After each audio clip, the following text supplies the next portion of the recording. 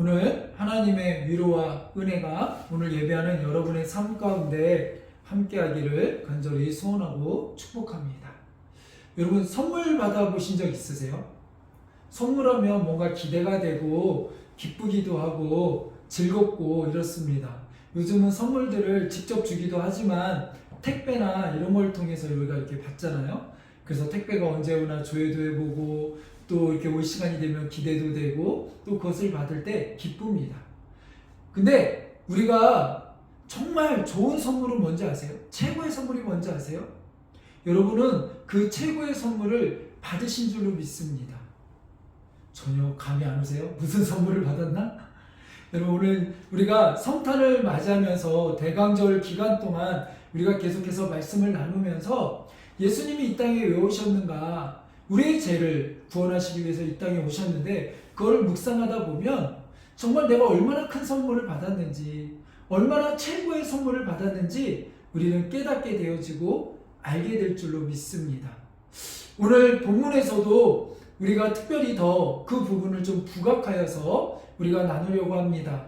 이 요한복음 4장에는 우리가 잘 아는 우물가의 여인, 그 여인과 예수님과의 만남, 이것이 소개되어지고 있습니다. 이것을 우리가 좀 나누면서 무엇이 가장 최고의 선물인지, 내가 받은 최고의 선물이 무엇인가를 우리 같이 깨닫고 나누고, 또한 이것을 모르는 이들에게 전해줄 수 있는 그런 우리들이 되기를 원합니다. 오늘 예수님께서는 이제는 유대를 떠나 갈릴리로 가시려고 하십니다. 그런데 그때 그 가는 길에 어디가 있냐면 그 가는 길 사이에 사마리아라는 지역이 있습니다. 근데 이 당시 사마리아 지역에 대한 인식은 별로 좋지 않습니다.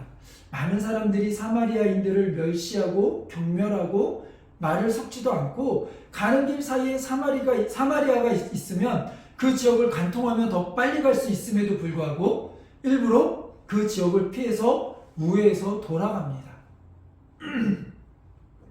왜 그랬을까요? 왜 그렇게 할까요? 그 이유는 그 당시 사마리아인들은, 사마리아 지역이 생겨나게 된 배경이 어떻게 되냐면 아수르가 이스라엘을 침공하면서 이제는 정책적으로, 전략적으로 이스라엘을 하나로 자기의 민족으로 합치게 하기 위해서 전략적인 방법을 쓰는데, 그게 무엇이냐면 아수르인과 이스라엘을 결혼시킵니다. 강제로 결혼시켜서 혼혈이죠, 어떻게 보면. 그래서 정착해서 살 수 있게 만들어 놓은 지역이 바로 이 사마리아 지역인 거예요. 그러니까 우리가 어느 지역을 개발해서 도시를 만들고 거기에 이주시키고 하는 것처럼 그렇게 만들어진 지역이 사마리아 지역인데, 거기에 사람들은 어떤 사람이라고요? 아수르와 이스라엘 사람들이 함께 결혼시켜서 정착시킨 거예요. 한 민족으로 만들기 위해서. 근데 이스라엘은 당시 이 다른 민족과 결혼하는 것에 대하여 상당히 부정적이고 막고 있습니다. 그 이유는 무엇입니까? 결혼은 단순히 결혼하는 것, 그냥 함께 사는 것 이상의 문화가 함께 합쳐지는 거예요. 그러니까 결혼을 하게 되어지면 그냥 결혼으로 끝나는 것이 아니라 그 신부로 맞이하는 그 사람의 나라에서 갖고 있는 문화와 종교와 사상과 생각과 철학과 모든 것이 함께 다 같이 와서 합쳐지는 거죠. 그래서 하나님은 그렇게 결혼하는, 이방인과 결혼하는 것들에 대해서 막고 그것을 금지하셨어요. 그런데 이 아수르와 이스라엘의 혼혈로 생긴 이 사마리아 지역을 볼 때 시각이 어땠을까요? 별로 좋지 않았겠죠. 그러니까 일부러 피해 다니거나 그들을 경멸하거나 그들을 향하여 손가락질하거나 그들과 별로 말을 섞지 않았어요. 그런데 예수님께서는 오늘 일부러 사마리아 지역으로 들어가십니다. 일부러 사마리아 지역을 통과해야겠다.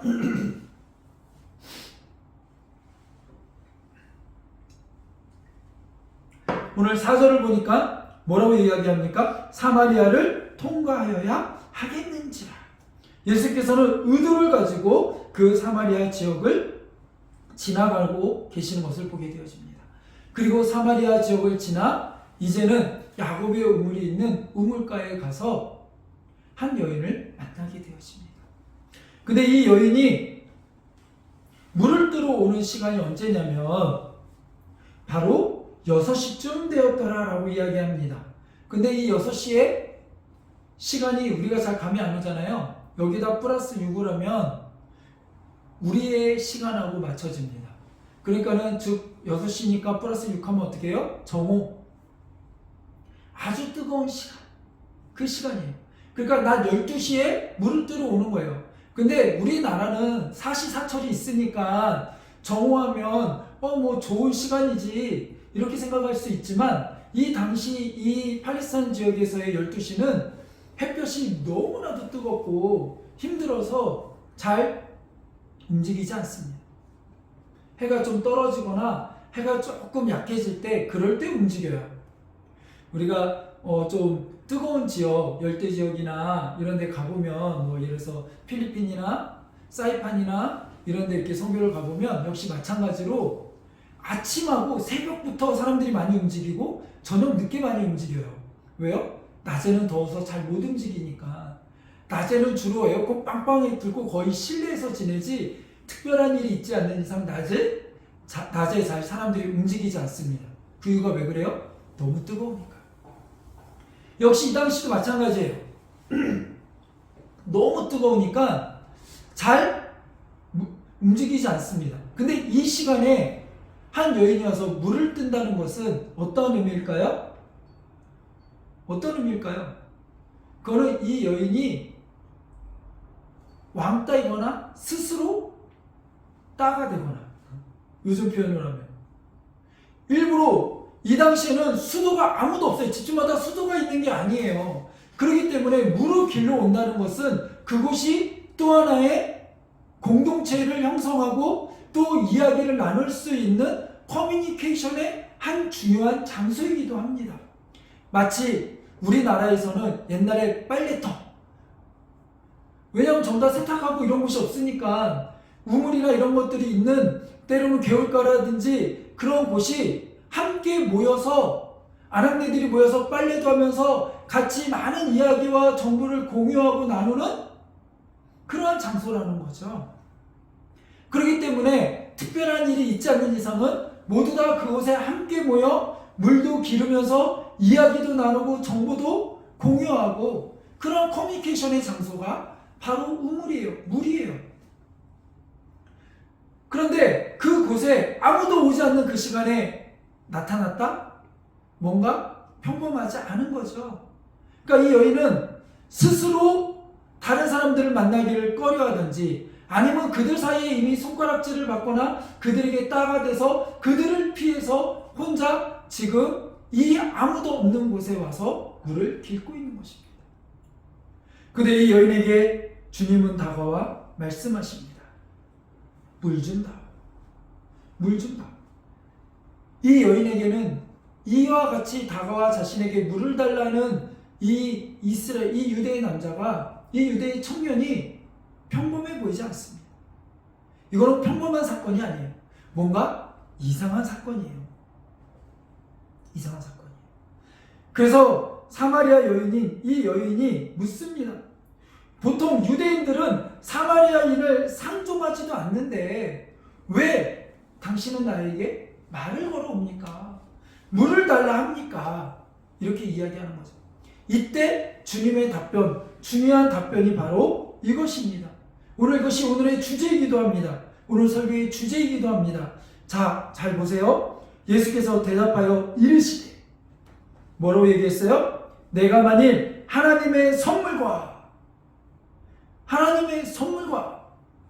그 다음에 내게 물 좀 달라 하는 이가 누구인지를 알았더라면 내가 그에게 구하였을 것이요 그가 생수를 내게 주었으리라. 그러니까 이게 무슨 말이에요? 지금 이 여인이 당신 보통 유대인들은 우리를 상종도 안 하고 게다가 나 같은 사람에게는 말도 걸지 않는데 말을 거는 걸 떠나서 더 나아가 당신 왜 나에게 물을 달라 합니까? 도대체 당신의 정체가 뭡니까? 라고 할 때 예수님이 대답하신데 뭐라고요? 하나님의 선물과 내가 너를 향한 하나님의 선물이라는 거예요. 지금 이 여인을 향하여 하나님이 선물을 보내셨다라는 거예요. 그리고 뭐라고 이야기합니까? 나아가 또 내게 물 좀 달라는 이가, 지금 물을 달라고 하는 이가 누구예요? 본인 얘기하는 거 아니에요? 예수님이 누구인지를 알았더라면 내가 그에게 구하였을 것이다. 야, 네가 정말 내가 누군지 알았더라면 오히려 네가 나에게 생수를 구했을 거야. 네가 나에게 영원히 목마르지 아니하는 인생의 정말 그 갈급함을 채울 수 있는, 인생의 목마름을 채울 수 있는 그것을 나에게 오히려 요구했을 것이다 라는 거예요. 그러니까 즉 다시 말해서 지금 예수님은 어떤 분이라는 거예요? 어떤 분? 하나님의 선물이고 영원한 생수이신 분이라는 거예요. 그분이 오늘 우리에게도 동일한 은혜로 다가오시는 줄로 믿으시기 바랍니다. 이 여인에게 어느 날 갑자기 당도한 선물, 이 여인에게 기대하지 않았지만 정말 어둠 속에서 빈들을 걷는 것처럼 홀로 되어지고 막막했던 인생 가운데 하나님은 선물처럼 찾아와 주신 거예요. 근데 이 여인은 이게 지금 선물인지 몰라요. 아까 우리가 처음 여러분 선물 받으셨습니다, 좋은 선물 받았습니다 했는데 몇몇 분은 표정이 이게 뭔 선물인가, 이게 뭔 소리인가, 이 여인과 같은 지금 그러한 반응일 거예요. 이 여인도 이게 지금 뭔 소리인지 몰라요. 그래서 주님은 더 이 여인의 이제는 가장 마음에 그 삶의 힘듦과 어려움과 모든 것을 터치하게 되어집니다. 이 여인에게 남편을 데려오라고 합니다. 남편을 불러오라고 합니다. 근데 이 여인이 말해요.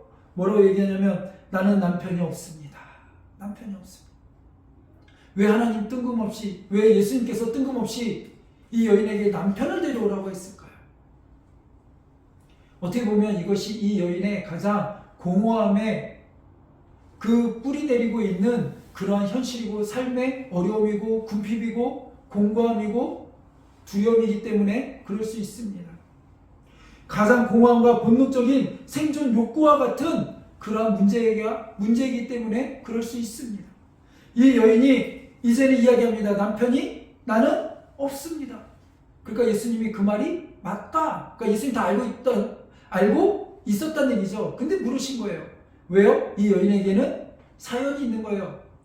이미 이 여인에게는 어땠대요? 남편이 5이나 있었는데, 과거형이죠. 5이나 있었대요.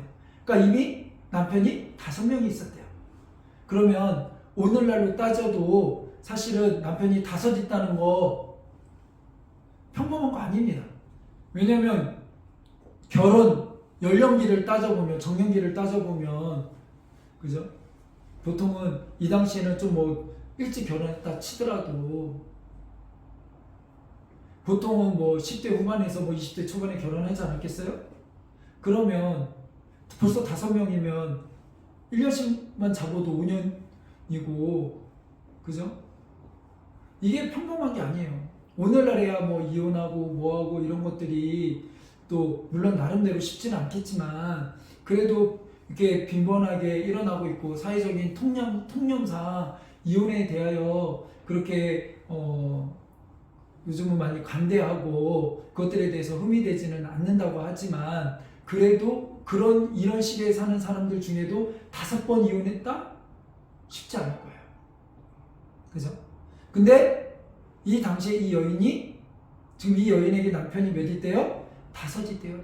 5명 있었대요. 과거형이니까 과거에 5명 있었다는 거는 이 중에 뭐 자연사를 했을 수도 있고, 성경에서 잘 말해주지 않으니까, 정확하게 표현해주지 않으니까 이 여인에게 남편이 5명이 있었는데 5명이 다 죽었는지 아니면 버림받았는지 어떤지는 알 수 없어요. 그러나 우리가 알 수 있는 건 뭐예요? 평범하지 않은 삶이라는 거예요.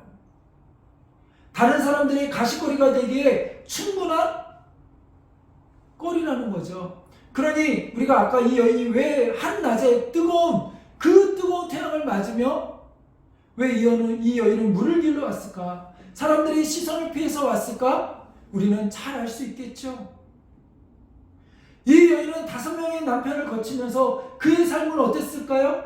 행복했을까요? 평안했을까요? 안정감을 누렸을까요? 아니, 그렇지 못했을 거예요. 엄청난 공허함과 힘듦과 외로움과 우울과 두려움과 낙심과 염려와 이 모든 것들이 이 여인의 삶 가운데 들여졌을 거예요. 그래서 이 여인은 다른 사람의 시선을 피해서 그 한낮에 아무도 없을 때 물을 길러 오는 거예요. 만약에 이 여인이 당당하고 안정되어지고 이것이 자연스러운 것이라면 굳이 사람들이 시선을 피해서 그렇게 물을 길러 오지 않았을 거예요. 예수님도 굳이 이 여인에게 이 남편에 대한 이야기를 끄집어내지 않았을 거예요. 우리가 종종 상담을 하고 이야기를 나누고 신앙의 그런 담소를 나누다 보면 어느 순간 터지는 포인트가 있습니다. 갑자기 눈물을 흘리며 그 마음을 내어놓을 때가 있습니다. 그런 터지는 포인트가 있어요. 근데 오늘 이 여인에게는 어떻게 보면 이 남편의 문제가 이 여인에게 있어서 가장 중요한 그런 포인트와 같은 그러한 사건인 거죠. 근데 더 나아가 이 여인에게 지금 살고 있는 남편도 뭐라고 그래요? 5명은 이미 지나갔고 또 지금 살고 있는 남편이 있는데 그 남편이 자기 남편이 아니래요. 이 말은 무슨 말입니까? 정상적인 관계가 아니라는 거예요. 그러니 이 여인은 얼마나 공허와 힘듦과 불안과 두려움이 있겠어요. 언제 떠날지, 또 언제 이 가정이 깨어질지, 또 자신이 언제 버림받을지. 이 당시에는 여자 혼자 삶을 살아간다는 게 쉬운 일이 아니에요. 어려운 일이에요. 그래서 성경에 보면 늘 사회적인 약자를 돌봐야 된다고 할 때 대표적인 사회적인 약자로 나오는 게 누굽니까? 가부와 고아와 나그네 된 이들 아닙니까? 그러니까 이 가부, 남편이 없이 혼자 사는 삶은 결코 이 당시에 삶을 살아가는데 힘들고 어렵고 공고하고 누군가에게 보호받을 수 없는, 안정감을 누릴 수 없는 그러한 상태라는 거예요. 그러니 이 여인은 생존, 본능적인 생존 욕구에 의하여 누군가는 계속해서 찾고 누군가는 계속해서 붙잡고 그렇게 살아온 거죠. 때로는 그것이 정상적이지 아니한다 할지라도, 합법적이지 아니한다 할지라도, 그가 다른 이의 남편이라 할지라도 그를 붙잡고 아둥바둥 어떻게든 살아보려고 하는 그러한 모습이라는 거죠. 그런 모습 속에 사람들은 손가락질하고 가십거리로 삼지만 오늘 예수님께서는 어떻게 하셨습니까? 이 여인을 찾아오셨어요. 이 여인을 찾아오셔서 그 여인의 마음을 만지십니다. 오늘 그분이 우리 하나님이에요. 우리 인생 가운데, 우리 인생에 어두울 때, 힘들 때, 공고할 때, 우리는 다 끝났다라고 생각할 때, 더 이상 희망이 없고 자포자기하며 살아갈 때 하나님은 우리를 포기하지 아니하고 우리 삶 가운데 찾아와 주셔서 한 줄기 빛과 같이 소망의 은혜를 부어주시는, 우리를 회복하시는 분, 그분이 바로 우리 하나님인 줄 여러분 믿으시기 바랍니다. 특히 우리 사무엘스쿨에서 계속해서 책을 드릴 때 우리가 예수님이 행하신 기적과 이적들에 대해서 계속해서 나눴었어요. 그때 공통적으로 계속해서 반복되어지는 패턴과 같은 것이 무엇입니까?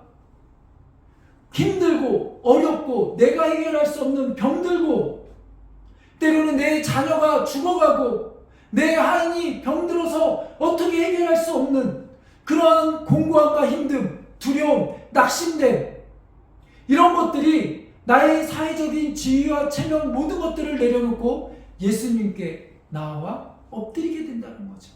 그러니까 때로는 우리 안에 공고함과 힘듦, 두려움, 왜 나만 이렇게 이런 일을 겪게 되나 하는 사건들이 세상적으로 볼 때는 정말 다 끝난 것 같고 버림받은 것 같고 저주받은 것 같지만 아니요. 그것을 통하여 우리는 최고의 선물인 예수님을 경험하게 되어지고 깨닫게 되어지고 알게 된다는 사실입니다.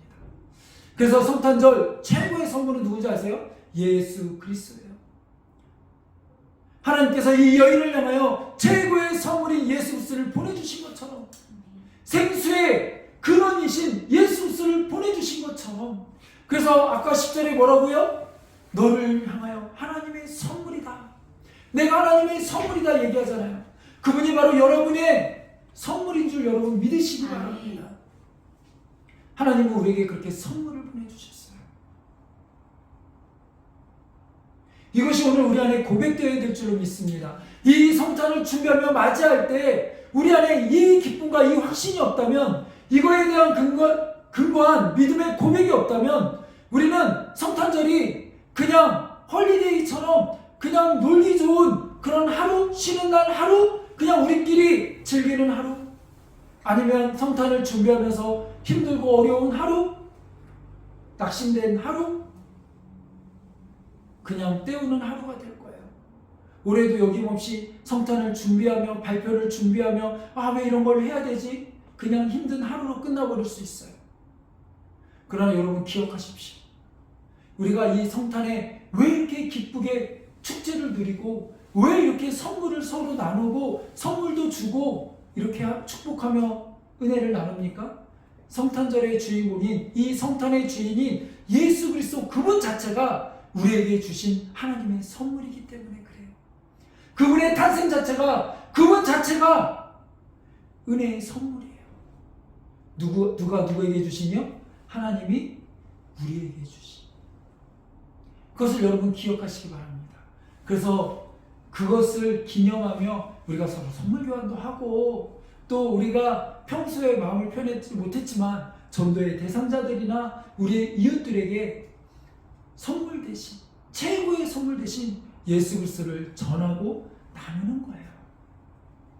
그런 은혜가 있기를 원합니다. 그렇게 좀 다른 이들을 위하여 많이 베풀고 섬길 수 있는 성탄이 되기를 원합니다. 그러려면 먼저 뭐요? 내가 먼저 그 은혜를 누려야 될 줄로 믿습니다. 그 은혜를 깨달은 이 여인이 이제는 어떡합니까? 사람을 피해서 한낮에 그 떼약볕을 맞고 물을 길고 다니던 그 여인이 이제는 사람들을 향하여 뭐라고 얘기합니까? 29절에 보면 이렇게 말씀합니다. 내가 행한 모든 일을 내게 말한 사람을 와서 보라. 와서 보라. 이는 그리스도가 아니냐 하니. 즉 이 여인은 이제는 자신이 피해 다니고 자신을 향하여 가십거리로 여기며 말을 하던 그 사람들, 그 시선들, 그것을 이제는 뛰어넘어 그 사람들에게 뭐라고 이야기합니까? 와서 보라! 오히려 그 사람들에게 나아갑니다. 여러분 여기서 우리가 깨달아야 될 게 뭐예요? 내 마음에 힘들고 나를 위축되게 만들고 사람들을 향하여 피하고 싶은 마음들이 내 안에 있어요. 그래서 때로는 그것이 우울하거나 다른 걸로 드러나기도 하고 내 삶을 자꾸 동굴로 피해서 들어가게 만들기도 합니다. 위축되게 만듭니다. 그것이 또 내 안에 아킬레스건과 같이 트라우마와 같이 작동되기도 합니다. 그래서 그것을 누가 건들기만 하면 마치 싸움꾼처럼 달려들기도 합니다. 근데 그것이 극복되어지니까 최고의 선물이 예수 그리스도를 만나니까 이것이 이 문제가 해결되니까 그 다음에 벌어지는 일이 뭐예요? 이제는 그것을 향하여 도망가지 아니하고 그 상황을 뛰어넘어 그것을 향하여 손가락질하던 사람들에게 나아가 와 보라 이제는 나를 보라 이렇게 이야기할 수 있다는 거예요. 이것이 비전이 되어지고 이것이 사명이 되어지고 이제는 이것이 하나님의 부르심으로 하나님이 쓰신다라는 거죠. 그러니까 여러분 내 안에 힘들고 어려움이 있어요? 그거를 잘 극복해 보세요. 내 안에 열등감이 있어요? 힘듦과 공감이 있어요? 그걸 잘 극복해 보세요. 그것이 다른 사람들에게 많은 위로와 은혜와 사명으로 여러분을 이끌어갈 거예요. 그래서 다윗이 그렇게 힘들고 어려운 상황 속에서 하나님을 경험하고 고백했던 것을 시로 쓰고 그렇게 남기고 고백했던 모든 것들이 우리에게 위로가 되고 은혜가 되잖아요. 그래서 그것이 사명이 되는 줄로 여러분 믿으시기 바랍니다.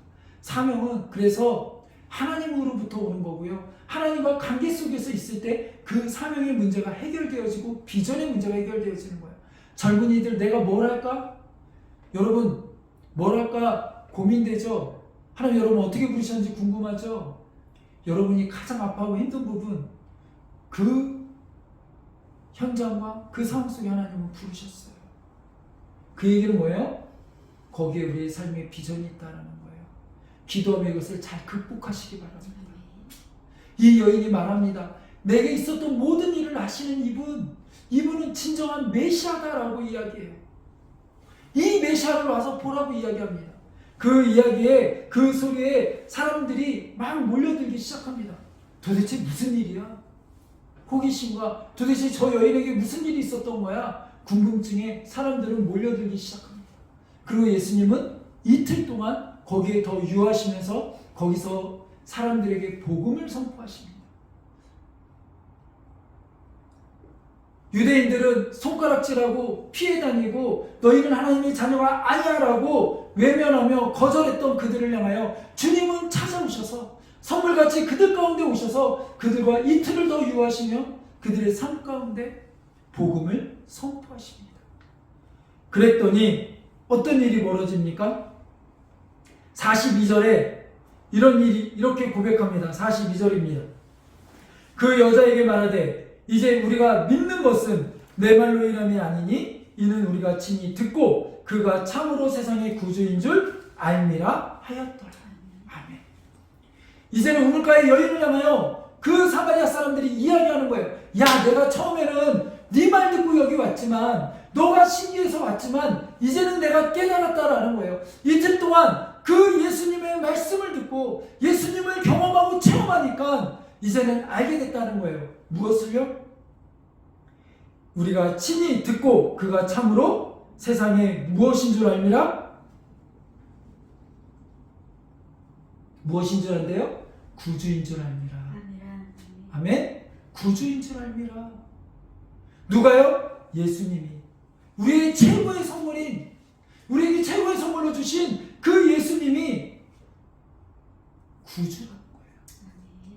우리의 삶 가운데 찾아오셔서 그 하나님의 말씀을 통하여 이제는 그들의 삶이 바뀌고 변화되어지고 그들의 삶 가운데 소망의 빗줄기가 희망을 노래할 수 있는 그런 삶이 되었다라는 거예요.